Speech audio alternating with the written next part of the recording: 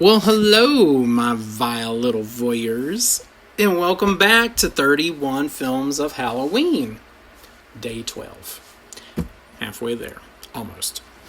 Today I will be talking about sisters. As fabulous as the Pointer Sisters were and still are, this is about twins. No, not those twins. Definitely not those twins. Girl, what are you doing up there? You got one job. Get your life together. Okay, that's better. These twins, played by Margot Kidder, who in reality is not a twin at all. But she does play Danielle and Dominique in the 1972 Brian De Palma directed film Sisters. Margot Kidder is probably most well known as Lois Lane from the Superman movies, but she had a very extensive, long career full of memorable roles. Two that come to mind are Amityville Horror and Black Christmas, where she was cast as the foul-mouthed drunken sorority sister, who steals pretty much every scene that she's in. If you haven't seen the movie, I highly recommend to watch it.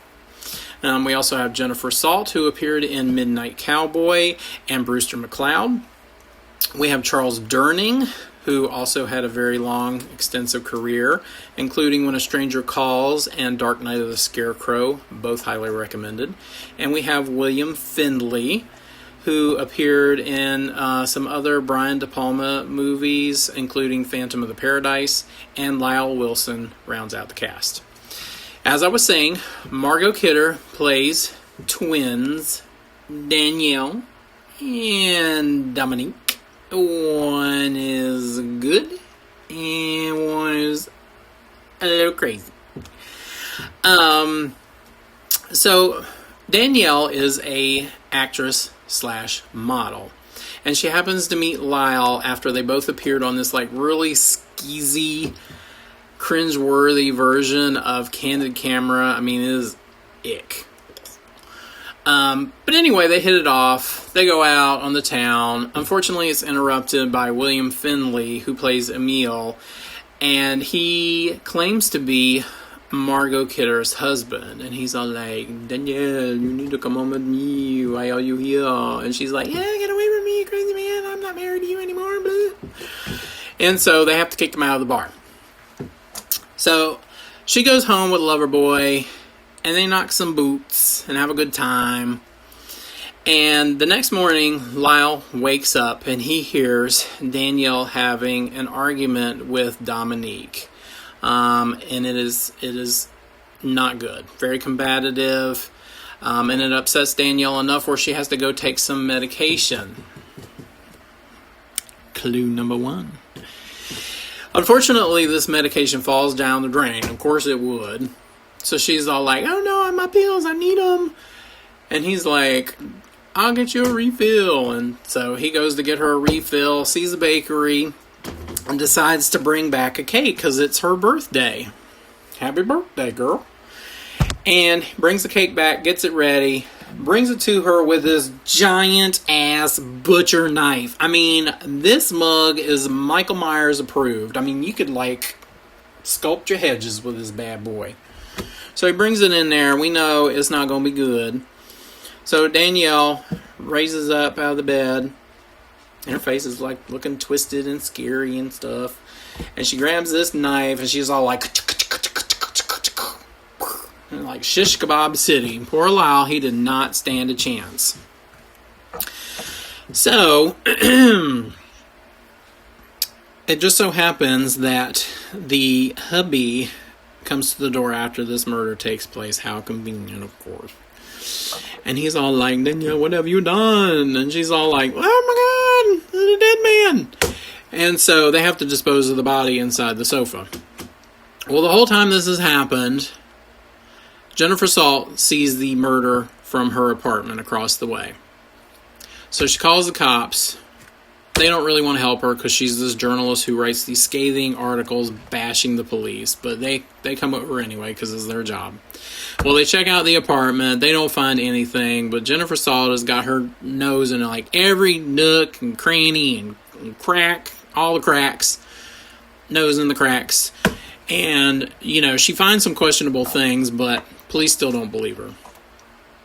So the movie basically is about her trying to solve this mystery. Like, she puts on her sleuthing cap and she gets some clues and she's trying to find out, yo, Danielle, what is the deal? What is the damage?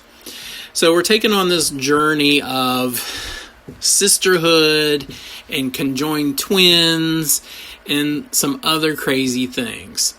Now, Brian De Palma directed this film, and he is often criticized for his directing techniques, and has been told that he rips off this dude, old Hitchcock himself. Now, Brian De Palma has a really extensive career of movies. I mean, he's done Carrie, Dressed to Kill, one of my top 10 favorites, Carlito's Way, The Untouchables, Scarface. I mean, he's got some cred, you know? And he uses all these great techniques like split screen, which appears in here, and it works amazing. But I don't feel that he rips off Hitchcock the way his critics claim. I feel like he pays more of an homage, and I think he borrows, but he puts his own spin on it. And in this film, there's definitely hints of Vertigo and Rope, but most notably Rear Window, because of Jennifer Salt witnessing this murder. I give Sisters 4.25 pumpkins out of 5. The ending is a little up for interpretation, and it kind of delves into this sort of fever dream sequence situation, which I'm kind of like, well, Bri, I know what you're doing here. It's artsy and fun, and I'm riveted, but you got a little explaining to do. Can you just, I need some spark notes or something. Anyway, 4.25 pumpkins. Definitely check it out. And until next time, watch out for birthday cakes and big-ass butcher knives.